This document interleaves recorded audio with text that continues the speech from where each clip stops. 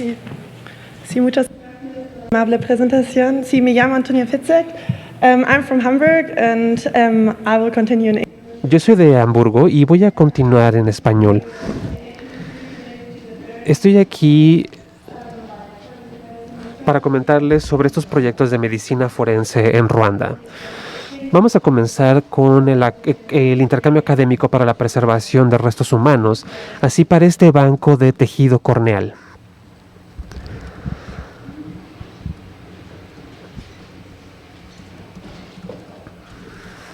Muy bien. Entonces, Ruanda.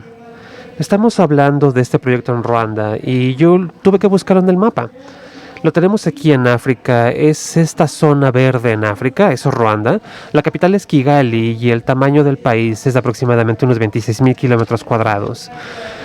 Es un estado federal, es más o menos como del tamaño del estado de Tabasco en México, así que en realidad es un país muy pequeño. Tiene una población de más o menos unos 12.5 millones de personas. Vamos a hablar un poco más de esto más adelante. Pero en los años 90 tenía una de las densidades poblacionales más altas de la zona. Y también esto dio pie a muchos problemas. Está situado muy cerca del Ecuador, así que más o menos todo el año siempre tiene unos 28 grados centígrados de temperatura, lo cual está bastante bien. Pero algo bastante interesante sobre Ruanda es que fue parte de otros países en África antes. Entonces existen muchos idiomas diferentes, hay cerca de 100 lenguas diferentes y en muchas ocasiones es difícil para ellos comprenderse entre sí. De hecho, solamente tenían un idioma que era el Kinyarwanda, que todo el mundo podía entender. Pero antes, el francés era el idioma principal, antes de 1994. Y después del genocidio, el idioma principal se volvió el inglés. Hasta el momento han estado hablando solamente Kinyarwanda, pero es un problema porque a veces también hablan francés o hablan inglés. Entonces,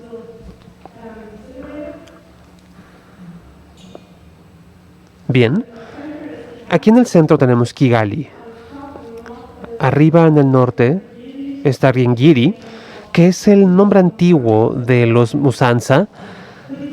Aquí tenemos algunos estudiantes, aquí dimos algunas clases, y hacia el sur tenemos Butsar, que es el nombre antiguo, y ahora es Mugambie, que es del que vamos a hablar sobre el memorial del genocidio.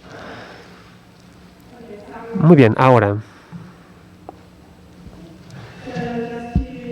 solamente para darles un poco más de contexto sobre Ruanda, tiene que comprender algo sobre la historia del país.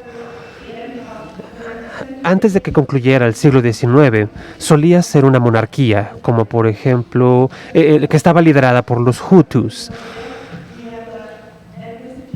Tenemos orígenes étnicos que son los Twa, los Hutus y los Tutsi. La mayoría de ellos fallecieron, cerca del 85%. Los Tutsi era una mayoría, igual los Twa. Después de algunos años, se convirtió en una colonia alemana y belga. Ellos le favorecieron a los Tutsi, lo cual dio pie a muchas tensiones entre la minoría, que era la que estaba en la pirámide de la economía de cierta manera, y los Hutus, que eran la clase agricultora. Más adelante comenzaron a utilizar el origen étnico, aparecía en los pasaportes también. Esto provocó una división entre los Twa, los Hutus, los Tutsi, y que también dio pie a mucha violencia, incluso antes del genocidio de 1994. Entonces ya pueden imaginarse la situación. Después del movimiento de independencia se convirtieron en una república. Y después, el 6 de abril de 1994, fue que comenzó el genocidio. Fue más o menos en esta época en que el presidente del país estaba viajando en un avión junto con el presidente de Burundi, que está muy cerca de Ruanda. Este avión fue derribado y no hubo ningún sobreviviente. El avión cayó sobre Kigali y más o menos una hora después fue que comenzó la masacre en Kigali, la cual fue liderada por los Hutus, y el presidente Hakim Mayama, que era el presidente de aquel entonces. Él fue derrocado. La duración de este genocidio fue de aproximadamente algunos meses, en total unos 100 días. Aproximadamente de 800,000 a 1 millón de personas tutsis fallecieron en aquel entonces. Como pueden imaginarse, aproximadamente después de estos 100 días, prácticamente ya no había quedado ninguno de los tutsis, prácticamente eran hutus. Así que esto, con respecto... Entonces se ve muy difícil por identificar a las víctimas, ya que tenemos que poner nuestra perspectiva con la identificación, pero esto no era una prioridad. La prioridad era entonces generar la unión en el país. Así que sí, después de varios meses de genocidio, hubo un gobierno de transición y para el año 2003 se celebraron las primeras elecciones. Se eligió al presidente Kagame, que estaba liderando el país. Entonces comenzaron también los juicios para el genocidio. Esto es un proceso muy interesante, debido a que se celebró también un tribunal que tuvo como sede Tanzania.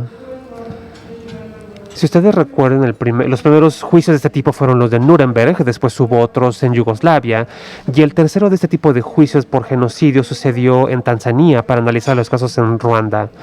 Hubo una gran cantidad de personas encarceladas debido a este genocidio. Al mismo tiempo, y hasta 2012, hubo algo muy interesante que sucedió. Fueron los tribunales de Kachaka. Esto tenía que ver con situaciones en el campo. Básicamente hubo masacres en todo el país, no solamente en Kigali.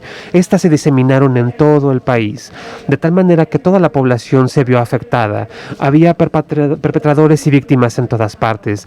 Ni siquiera pudieron obtener ningún tipo de jueces o de fiscales para poder atender a estos casos. Aquellos que eran los mayores de estas villas, hubo un esfuerzo por poder sentenciar a los perpetradores y por supuesto también había un problema para poderlos definir quiénes eran, poder encarcelarlos. Sin embargo, se les obligó a ir en algunas ocasiones a un mes después, porque entonces las víctimas, que todavía a algunos había con vida, se les tuvo que buscar para tratar de generar algún esfuerzo de reunificación. De esta manera entonces se está forzando a muchas de las víctimas a volver a estos lugares. Y también se les estaba forzando a relacionarse con los perpetradores de esta masacre. Sin embargo, hoy en día ya no existen este tipo de tribunales, pero muchas de estas personas se les está enseñando esta historia en las escuelas.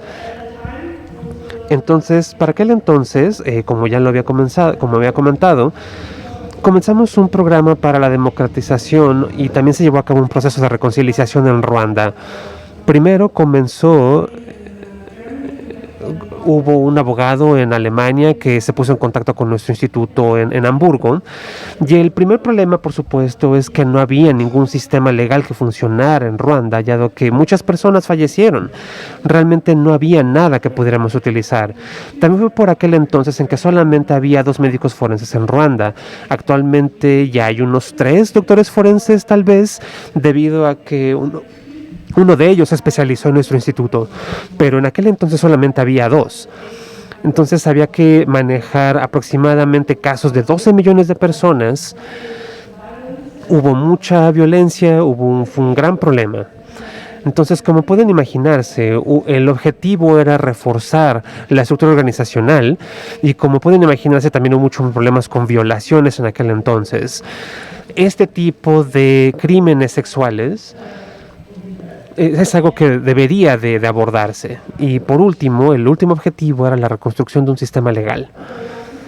Así que solamente para darles un panorama general de lo que estaba sucediendo y de nuestra colaboración con Ruanda, esto comenzó en 2005. De hecho, con las primeras visitas de abogados de Hamburgo y también con el apoyo que se mantuvo hasta 2011 de parte de la GIZ, en Ruanda también. Y esto comenzó, de hecho, con atender a los problemas de violaciones.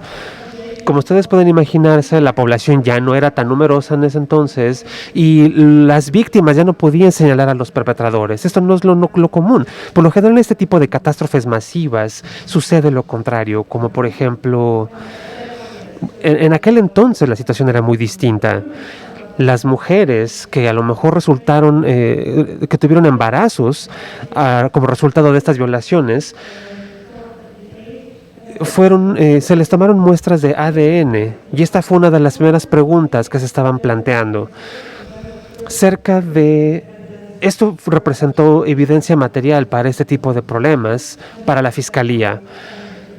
Esto se llevó a cabo por primera vez en Hamburgo y después estos resultados se llevan a Ruanda para poder hacer las detenciones. Después de este primer periodo, empezó a generarse un intercambio académico. Se hacían sesiones anuales de verano y se estaba trabajando también con una academia policial cerca del Congo. Aquí tenemos algunos de los participantes de estos cursos de verano que comenzaron en 2012 y que continuaron después. Entonces todos ellos son estudiantes médicos, son trabajadores sociales, son médicos, son psicólogos, porque todos estos diferentes temas tenían que atenderse.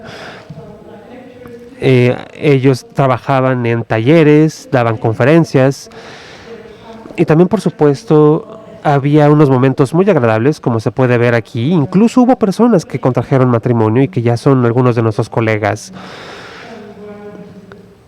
Son estas personas que realizaron sus estudios de especialización en nuestro instituto.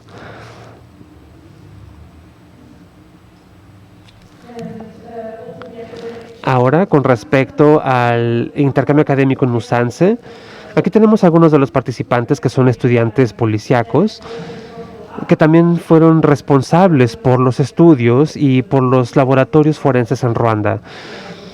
Estos estudiantes se convirtieron más adelante en profesionales y trabajaban para los laboratorios forenses. Esto es algo con lo que nosotros también dimos conferencias por allá, y algunos de los temas tenían que ver con patología forense y con antropología. Como lo pueden ver por acá, pueden ver en la fotografía pueden ver a una persona que está por aquí, a Elena.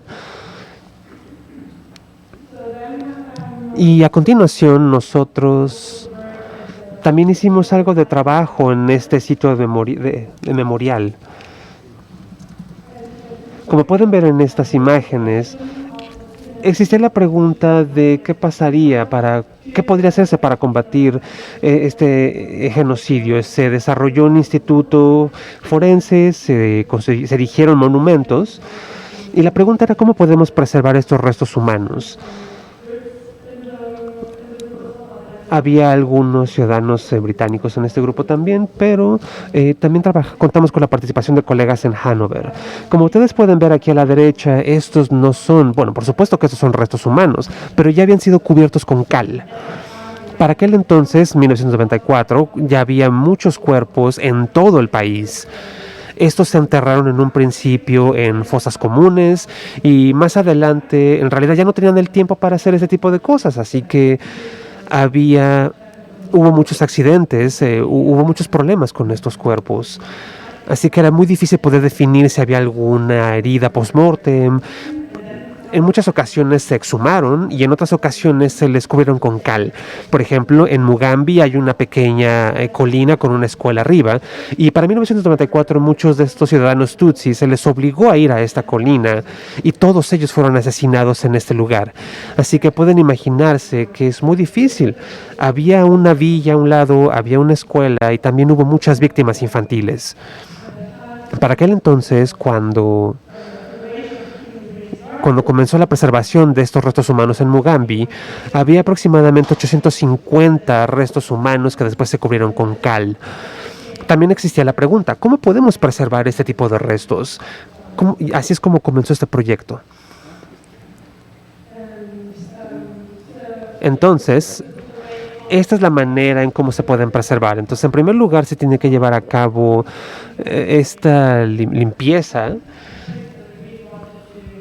Así que lo primero que se quería hacer era poderlos limpiar.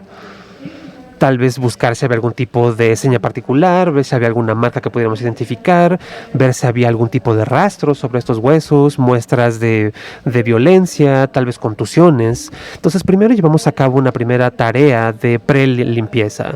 Después se tuvo que llevar a cabo una documentación fotográfica, se llevó un registro de todo, y entonces el equipo pudo empezar a trabajar con un tipo de polvo que se quería utilizar para en conjunto junto con otros métodos, ya que esta cal se adhirió a la piel.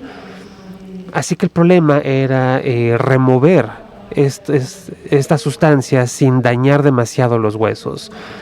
Esto llevó mucho tiempo, así que podemos ver que después se llevó a cabo un monitoreo regular. A la derecha podemos ver un cuerpo ya limpio y que se pudo preservar. Como pueden imaginarse, también se debió medir y llevar un registro de estos datos de todos los cuerpos. Y también se documentaron donde quiera que hubiera rastros de violencia, tal vez exposición a contusiones, golpes, disparos. Y aquí, como podemos ver en esta fotografía, es el tendón de Aquiles. Esto nos demuestra que hubo un esfuerzo por poder dañar este tendón y evitar que la gente pudiera escapar. Y después sufrieron de esta masacre, como por ejemplo en Mugambe.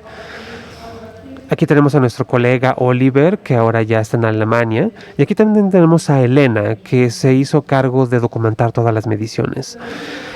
Estos son algunos de los ejemplos que tenemos aquí. Y abajo también tenemos cuerpos de niños. Arriba tenemos adultos y a la derecha tenemos el formato donde recabábamos toda esta información. Aquí registramos donde había detalles exactos, donde se documentaban las muestras de violencia. También hubo una especie de celebración, ya que se inauguró este sitio memorial en Murambi. Esto sucedió el 21 de abril de 2019, antes de que comenzara la crisis del coronavirus. Todo el mundo entonces pudo reunirse y esto fue un evento muy grande. Aquí podemos ver al ministro de Justicia y a otras personas muy importantes quienes estuvieron ahí presentes en este sitio. El 21 de abril siempre es, desde entonces, el comienzo de un periodo de 100 días para recordar el genocidio en Ruanda. Son personas que yo recuerdo muy bien y todo el mundo estaba esforzándose para que se abriera justamente en este día. Así que estas son otras cosas. ¿Qué se puede hacer con estos intercambios académicos y con estos proyectos en el extranjero? Siempre se puede aprender mucho unos de otros. Es algo que nosotros vimos por allá porque teníamos a entomólogos que nos estuvieron apoyando en este proyecto. Ellos estuvieron acompañándonos para hacer algunos trasplantes de córnea. Corrección, no fueron oftalmólogos. Tenemos un banco de tejido corneal allá, debido a que por el momento la situación actual es que todos los trasplantes de córnea vienen de otros países, por lo que son muy costosos y solo se hacen en el sector privado. Entonces, la córnea en sí misma es este tejido en la parte frontal del ojo, es parte de la superficie. Y actualmente las opacidades son un problema y en Ruanda es algo que ocurre mucho debido a las infecciones. Tenemos otras explantaciones de riñones, por ejemplo. Es un proceso muy sencillo, pero con altas tasas de complicaciones.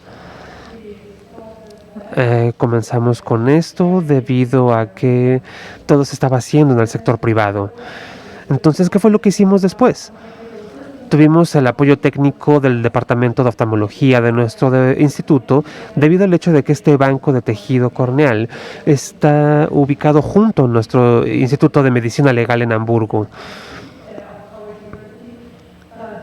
Sin embargo, ellos pudieron ayudarnos y recibir capacitación en nuestro instituto y después los enviamos de vuelta allá.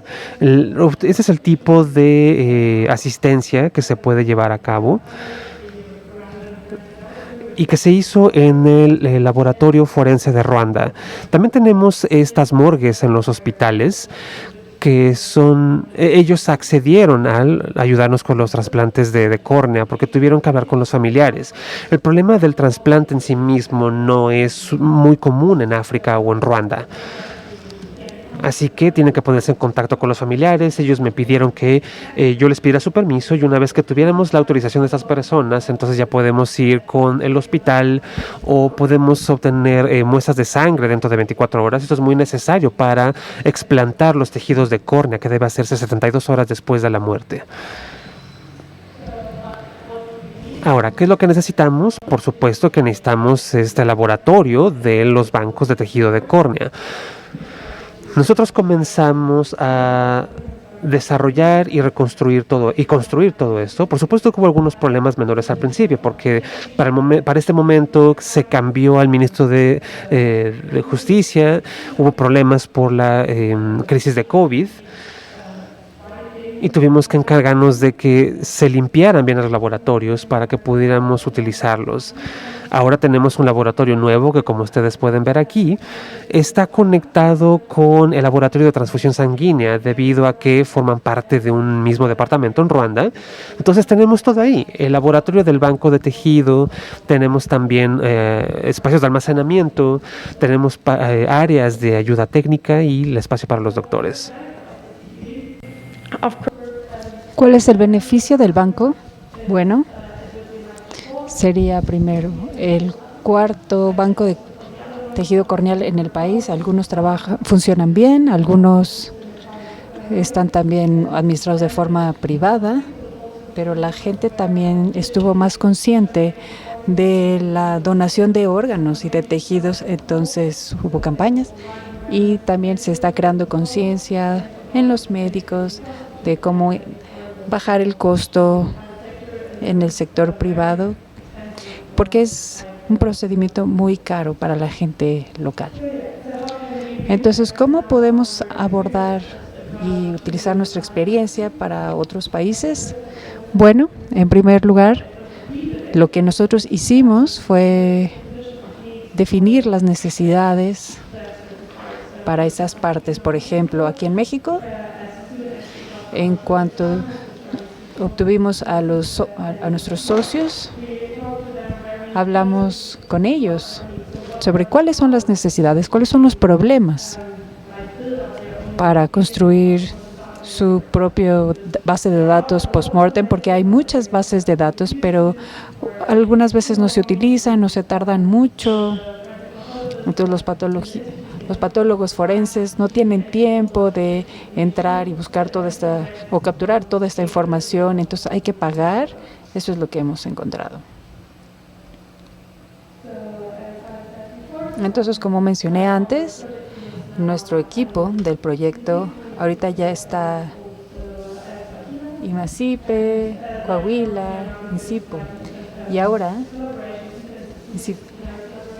después de esta colaboración tenemos doctores, también científicos, antropólogos, que nos ayudan por el lado mexicano. Ok, ¿cuáles son los objetivos o nuestras metas? Obviamente el intercambio académico, la colaboración con todos nuestros socios para tener capacidad y conocimiento de ambos lados de este programa, y obviamente queremos organizar un taller el año que entra, en marzo de 2022, y ahí queremos traer expertos tanto del lado mexicano como del lado alemán para la identificación de restos humanos. El segundo punto de nuestro programa es el programa de identificación, también con el banco de datos ante-mortem y post-mortem. No es nada nuevo, nada más queremos que sea un poquito más sencillo para todos nuestros socios y colaboradores. Entonces, explicar el proceso, el propósito, que todo sea más sencillo, son los ideales para el banco de datos ante-mortem. Es un acercamiento directo a todos los parientes y que esté basado en la web, como la documentación y lo que se utiliza como app, que es todo lo que todo el mundo puede utilizar en su teléfono celular y tener información básica de los parientes. Y eso sería incluso más sencillo, que los parientes no tienen que ir al INCIFO como lo vieron ayer, ni ninguna otra parte, que esto haría que todo estuviera más cercano a todos los parientes. Entonces, este banco obviamente estaría accesible para los investigadores y todos los diferentes institutos en diferentes estados o a través de las fronteras para poder conectar estos datos. Entonces, ¿qué es lo que hacemos? Para las diferentes bases de datos, tanto antemortem como postmortem, primero intentamos de realmente combinar todo y tratar de comparar las cosas. Por ejemplo, algunos de los Interpol o Citlali, por ejemplo, nos dio las que ellos utilizan en Coahuila y el INCIFO y todo lo que recopilamos, y entonces tenemos ya una plantilla para un reporte que siempre se utiliza y lo vamos graduando lo ordenamos de más importante a menos importante y hacemos la base de datos postmortem y obviamente antemortem, y sería mucho más sencillo manejar todo esto. Entonces, esto es lo que se construyó para cómo queremos nosotros construirlo. Como les comenté, para antemortem estaría basado en la web, una app, en el celular o en la computadora. Entonces, todo sobre lo verde cubre la parte frontal del software, el front-end, y en el back-end todo estaría conectado y podría fusionarse en un futuro. Entonces, por ejemplo, primero es capturar las cosas y después ya hacer todo el back-end para que estas bases de datos se puedan fusionar. Lo que vemos ahí también está escrito en la ley mexicana que los bancos de datos pueden ser transferibles a otras bases de datos. Entonces, una vez que esto ya se haga, queremos hacerlo transferible a otros bancos de bases de datos y también a otras instituciones, especialmente, por ejemplo, para las que utilizan muchas huellas dactilares. Como les mostré antes, nuestros socios de proyectos, por ejemplo, los de Alemania, también es Dermalog, que son escáneres de huellas dactilares que también trajimos. Entonces, nuestros socios pueden intentar utilizar las huellas dactilares post-mortem para que se envíen a otras instituciones que puedan hacer las comparaciones, ¿no? Las bases de datos antemortem con postmortem o MPM. Entonces, ¿cuál es nuestro plan? Bueno, algunos ya llegamos a estos puntos, pero el lado alemán está muy contento de estar aquí. Entonces nosotros ya llegamos a nuestro segundo punto y Citlali Treviño de Coahuila también ya estuvo en Alemania en septiembre, me parece. Y fue maravilloso porque ella también pudo ver cómo trabajamos nosotros y ahora nosotros podemos ver cómo ella trabaja aquí en México y estuvimos muy impresionados. Entonces, en el siguiente marco de tiempo, ahora vamos a ir al sitio de identificación. Algunos de nuestros colegas también están aquí en Ciudad de México y al final el taller. Entonces, los reconocimientos, ¿por qué no los pude poner a todos en la primera página? Entonces, bueno, están aquí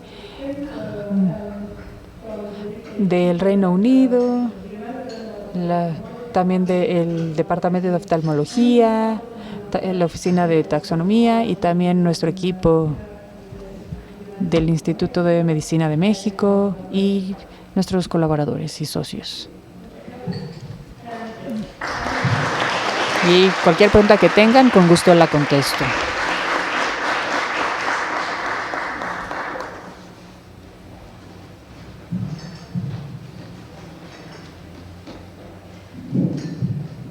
Doctora, vamos a abrir nuestra ronda de preguntas y respuestas. Si las hubiese, ya va mi colega por allí a entregarle el micrófono. Muchas gracias.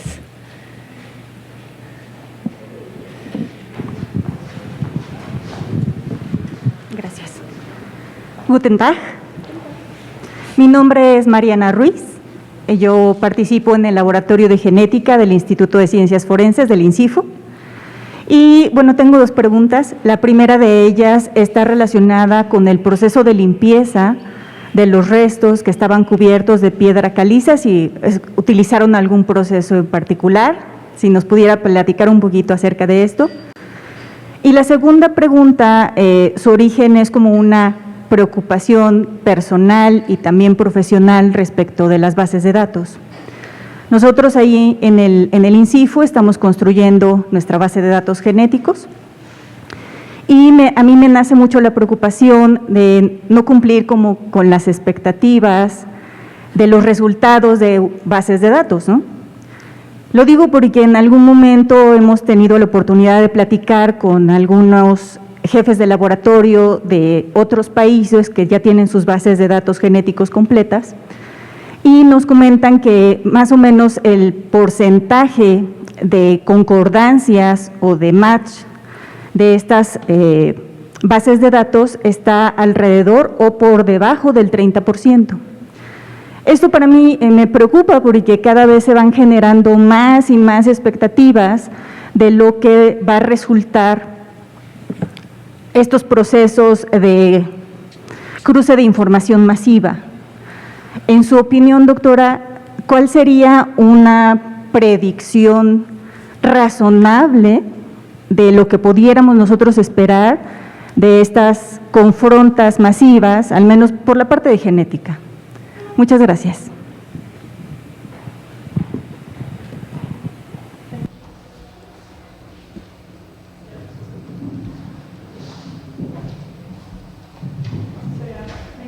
Muchas gracias por las preguntas. Ok, a la primera pregunta, para los restos humanos que utilizaron piedra caliza, hay otras técnicas,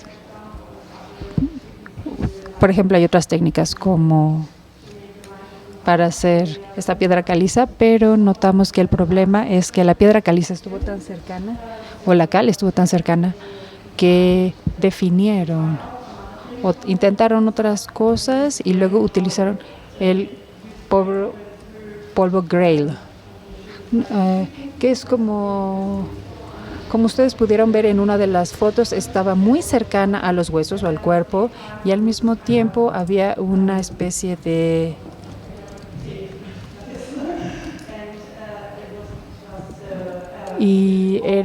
fue difícil de quitar, entonces limpiaron todo el cuerpo con el polvo Grail, pero no sé si lo obtuvieron, tenían primero 9, luego también les enseñaron a la gente de Ruanda esta técnica, Grail Powder, y al final llegaron a los resultados de estos 20 restos humanos, así que fue este polvo.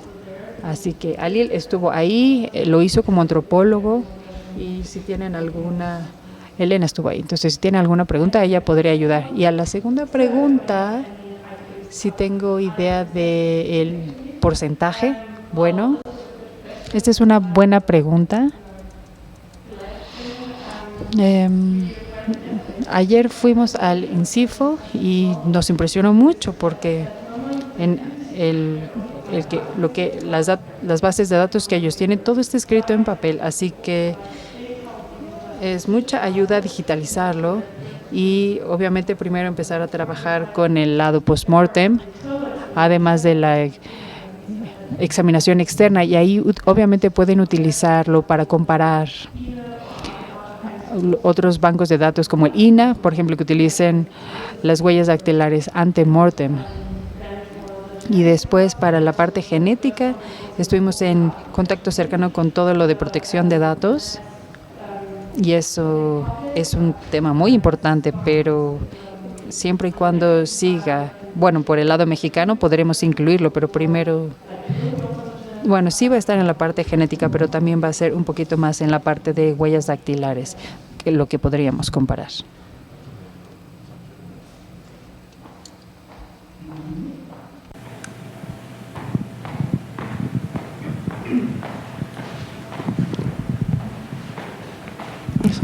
Gracias.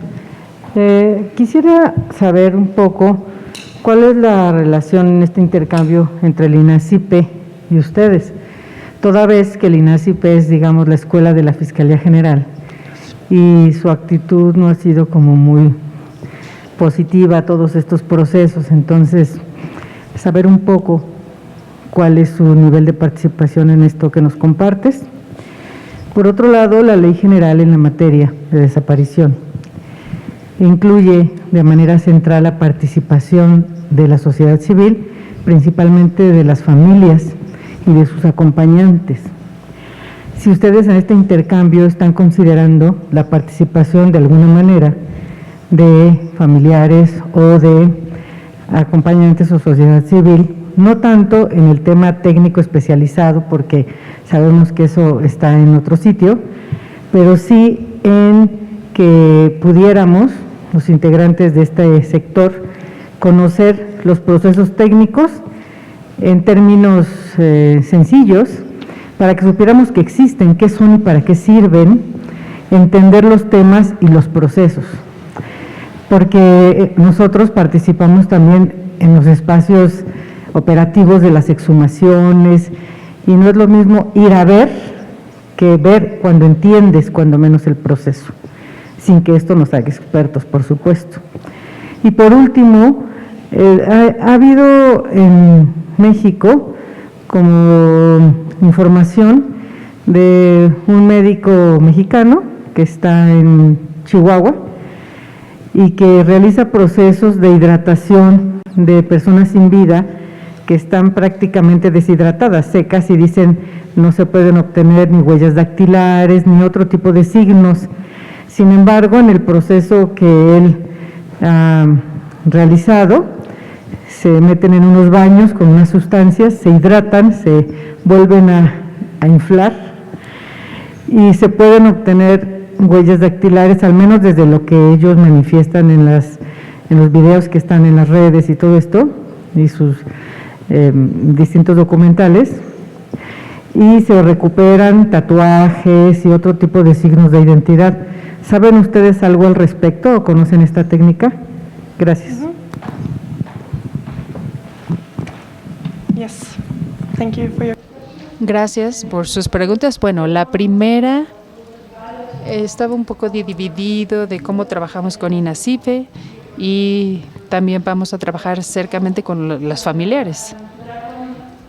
A esa, bueno, como en Coahuila y con CENACIFO, estamos, especialmente en Coahuila, queremos acercarnos mucho a los familiares.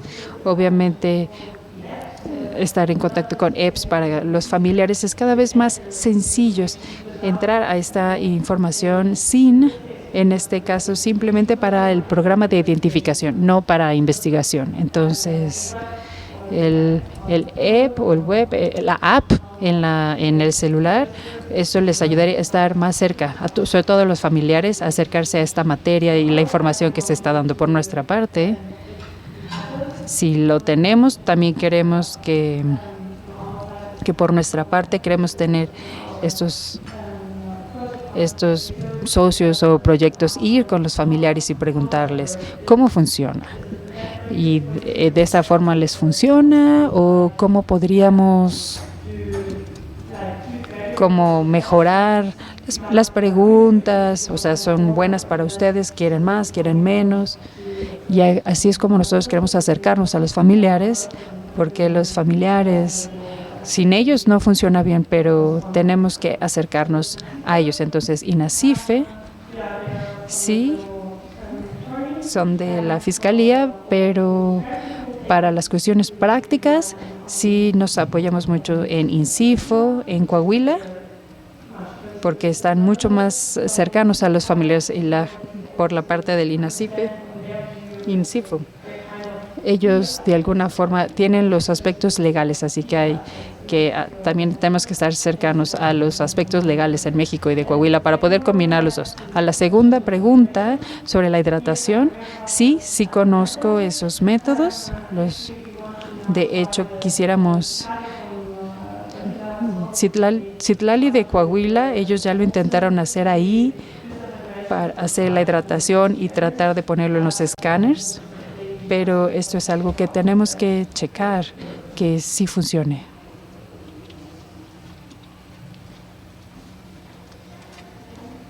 Citlali.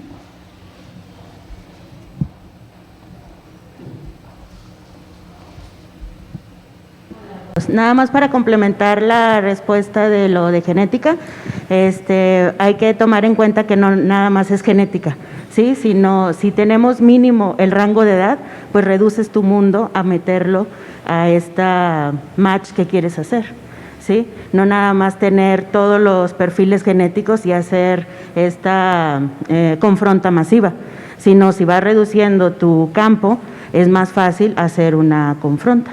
Sí, entonces no nada más hay que tomar en cuenta que se tiene genética, sino que se tienen muchos otros datos que se pueden tomar en cuenta para que este mundo no sea enorme, sino se vaya reduciendo, ¿sí? Muchas veces nada más puedes tener eso, rango de edad o sexo o no sé, tomar en cuenta eso para hacer este match y no nada más meterlo, un perfil genético, meterlo a la base, nada más así. Gracias. Pues, o sea, de hecho esa es la manera en la que normalmente lo hacemos, ¿no?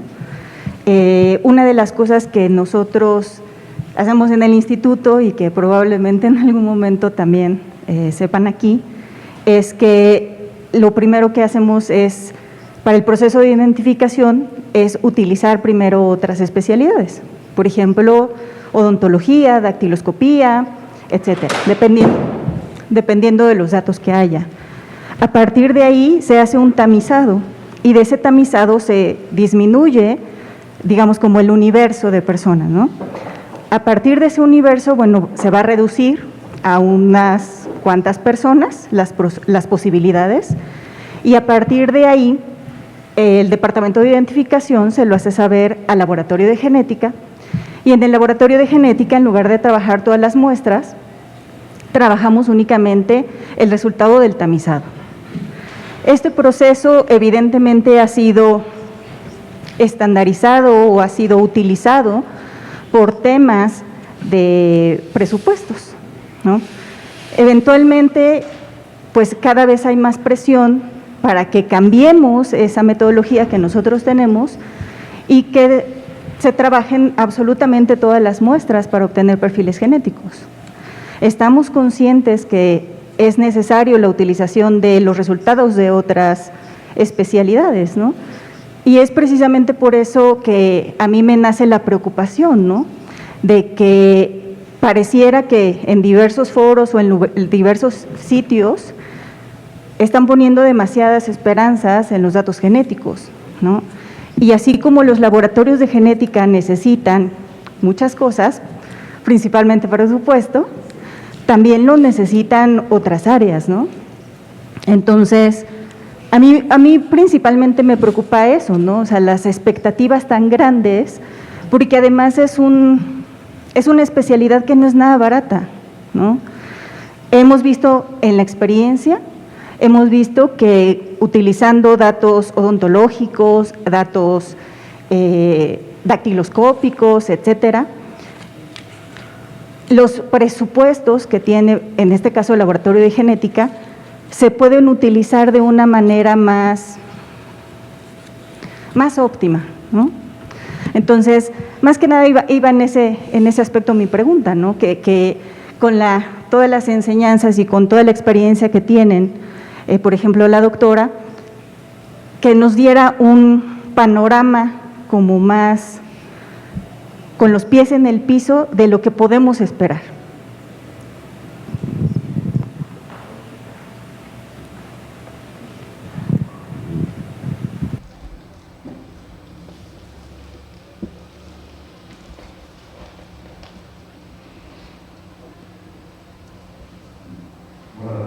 Muchas gracias por su presentación. Si ya nadie más iba a hacer pregunta, aprovecho. Yo también formo parte del programa de fortalecimiento del Estado de Derecho y pensando que este simposio es un poco más para dialogar sobre las experiencias de otros países y cómo pueden servir a la de México, su presentación de Ruanda es un ejemplo perfecto de cómo la justicia transicional puede operar en mecanismos de no repetición, verdad, justicia, garantías de reparación del daño. En el caso de México no se puede homologar al de Ruanda desde términos territoriales, poblacionales y en el contexto de violencia en el que en el caso de Ruanda fue una temporalidad corta y en el de México continúa, ¿no? los perpetradores en este caso eran los Hutus y las víctimas eran los Tutsis, y está muy bien definido. En el caso de México no. ¿Cómo desde su experiencia técnica se puede llegar a recomendaciones o primeros pasos para llegar a un modelo de justicia transicional en México?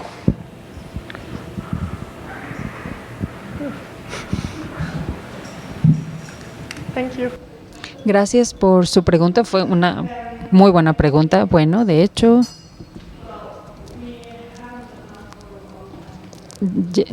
esta es la primera vez que vamos aquí. Lo que hemos notado con nuestros socios y colaboradores es que tenemos que profundizar en este tema. No, obviamente sí, no podemos comparar diferentes países, pero puedes compartir cómo funciona en otras partes.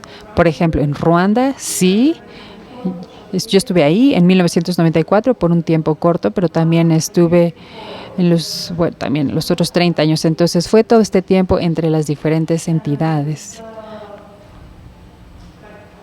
El problema de la parte externa o el punto de vista externo cuando hablamos con nuestros socios es que el problema aquí con la investigación, por ejemplo, y para la recopilación de datos AM/IPM, es importante tener resultados, o la fusión es que nada se unifica.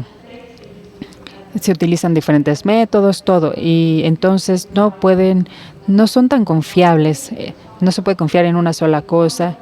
En un estado, lo que se utiliza en un estado federal no puede ser que en otro estado federal no se pueda usar. Y lo mismo aplica, por ejemplo, cuando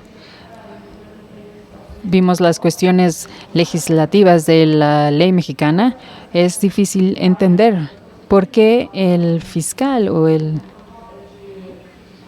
tiene que definir si se va a buscar esa persona o si quieren definir el caso. Lo que no entiendo es por qué, por ejemplo, pueden utilizar los datos de un doctor AM o PM para mayores investigaciones, porque para eso, por ejemplo, para los parientes, eso les da más miedo contactarlos o ir a ese lugar. Entonces, ese es, desde mi punto de vista, este es algo que es como algo muy difícil, y es por eso que queremos hacer esta base de datos más sencilla, para que de esa forma pongamos toda la parte de investigación ahí para todos. Y no es tanto para seguir y dar seguimiento a estos delitos, sino el proceso de identificación. Entonces, sí, esto es el punto de vista externo que tenemos hasta ahorita.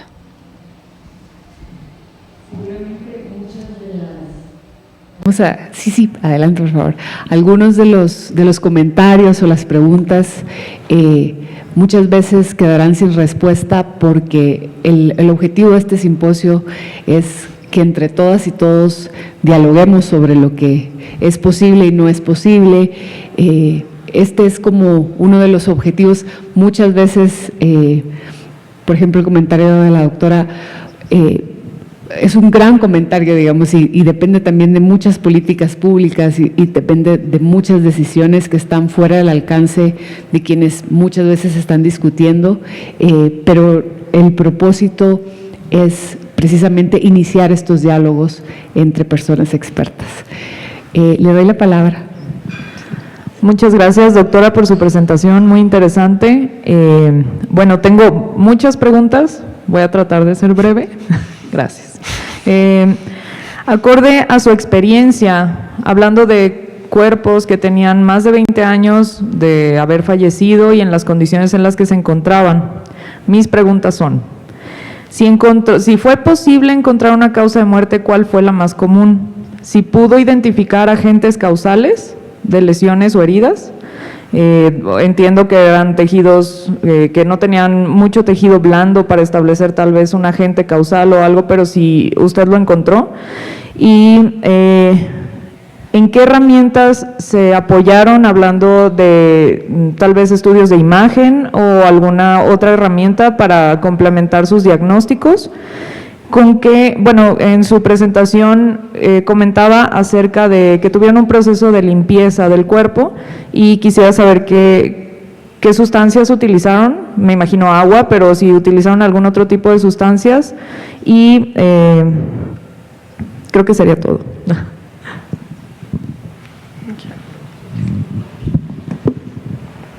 So thank you for your question. Gracias por su pregunta. La primera pregunta, las fotos, obviamente hubo muchos golpes contundentes, muchas contusiones que se documentaron.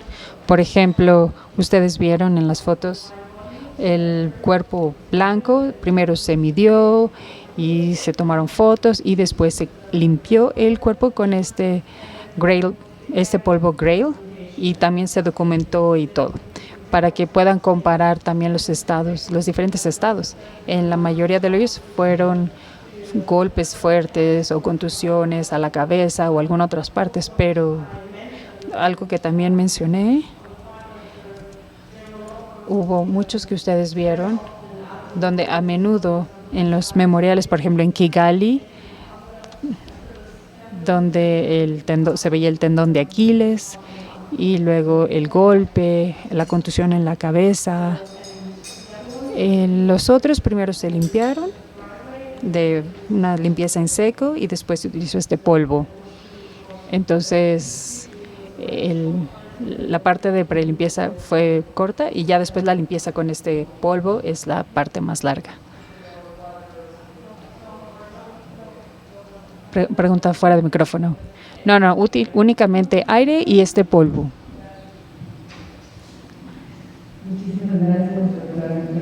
Presentación y por ayudarnos con la ronda de preguntas y respuestas. Gracias a todas y todos. Vamos a hacer la pausa del almuerzo y volvemos a las 2 de la tarde.